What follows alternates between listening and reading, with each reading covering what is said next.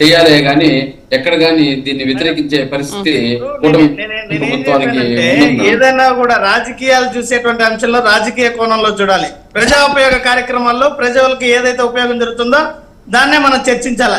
అది ప్రతిపక్షాలు చేసినా లేదా అధికార పక్షంలో చేసినా అంతిమంగా ఏ పార్టీదైనా ప్రజలకు మేలు జరగడం కోసం పనిచేయాలా, అది ఖచ్చితంగా ప్రతి ఒక్కరి ఉద్దేశం. ఇప్పుడు నేను అందుకనే మొదట్లోనే చెప్పాను, ఈ యొక్క కార్యక్రమం ప్రజలకు ఉపయోగకరమైంది కాబట్టి ఖచ్చితంగా అభినందించాం.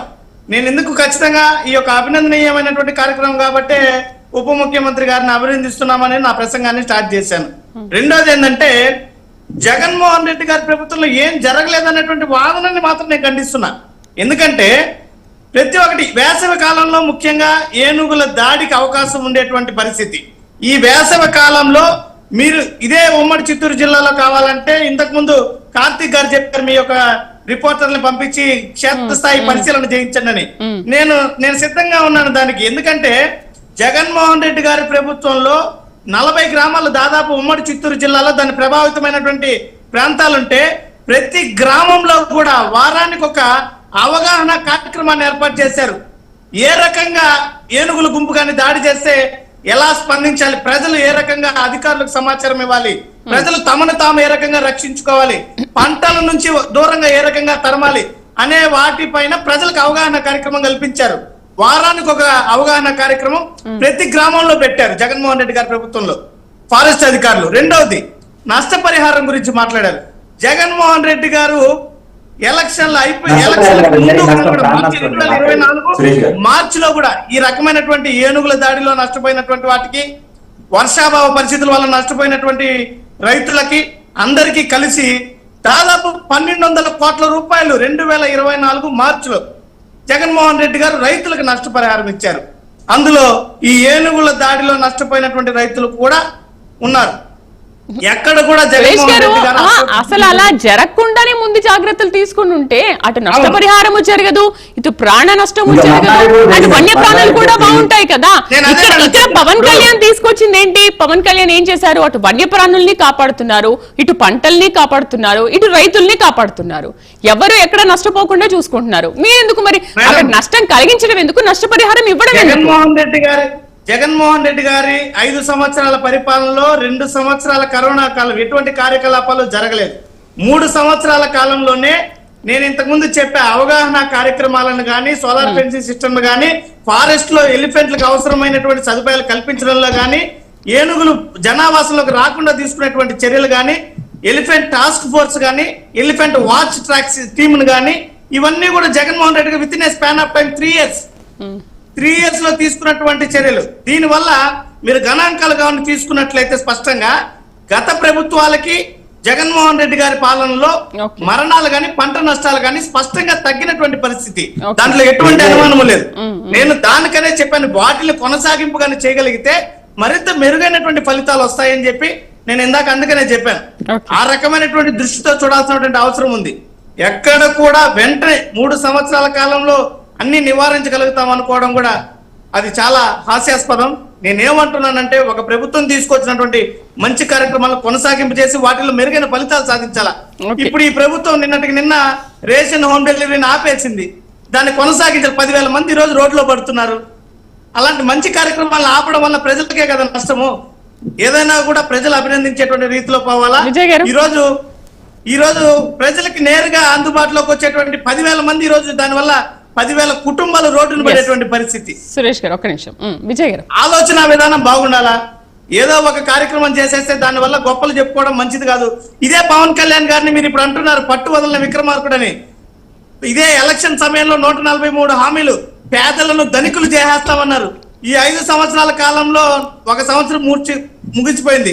ఇంకా 4 ఏళ్లలో కానీ ఆయన ధనికుల్ని తయారు చేస్తే పేదల నుంచి అభినందిస్తాం.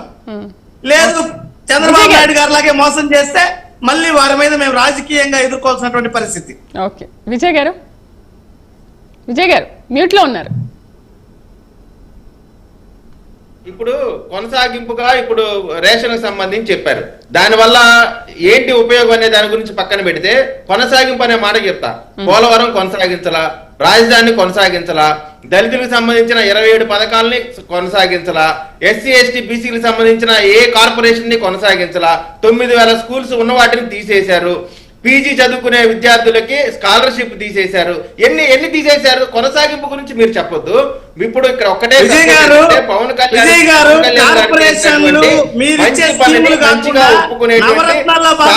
ధైర్యం ఉండాలి. మనం కేవలం జగన్మోహన్ రెడ్డి గారి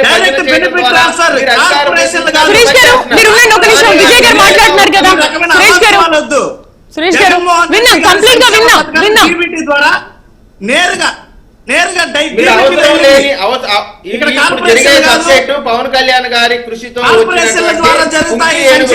రాష్ట్రానికి ప్రజలకి సంబంధించిన రైతులకి ఏనుగులకి ఏ విధంగా నష్టం కలగకుండా, వారికి ఇబ్బంది కలగకుండా, ఇబ్బందుల్లో పడ్డా సరే గృహంలో ఉంటాయి.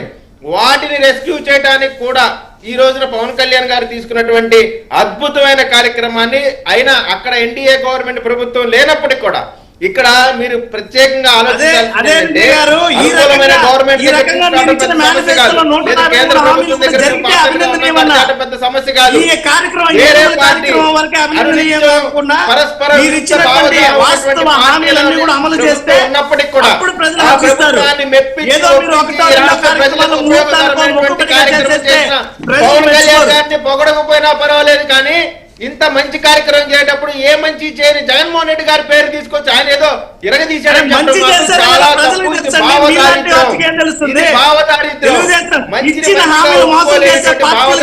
మీరున్నారు. మంచిని ఒప్పుకునేటువంటి ప్రయత్నం తప్ప అసందర్భంగా జగన్మోహన్ రెడ్డి గారి పేరు తీసుకొచ్చి ఆయన మాత్రం కేవలం రాజకీయ దౌర్భాగ్యానికి ఆరోపణలు చేయడం చాలా సులువు, కానీ వాస్తవంలో ప్రజలు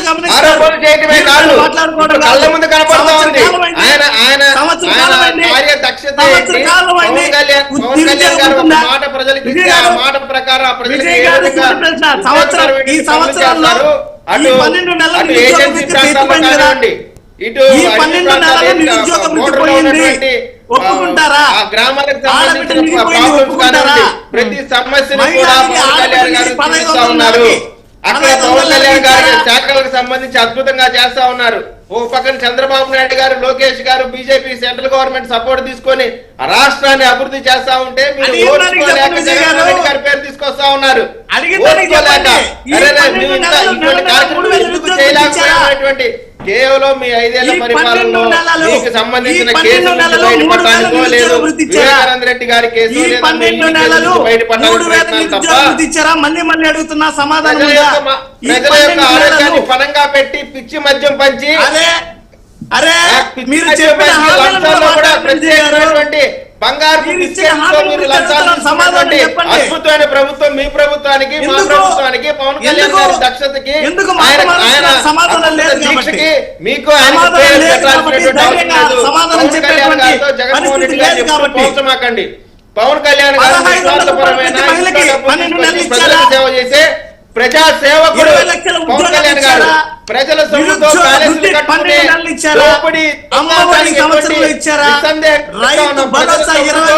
ప్యాలెస్లు కట్టుకునే దోపిడీ జగన్మోహన్ రెడ్డి గారు, వీళ్ళిద్దరికి మీరు కలిసి చెప్పమాకండి. పెళ్ళైనటువంటి జంటకి 1,00,000 రూపాయలు ఇచ్చారా?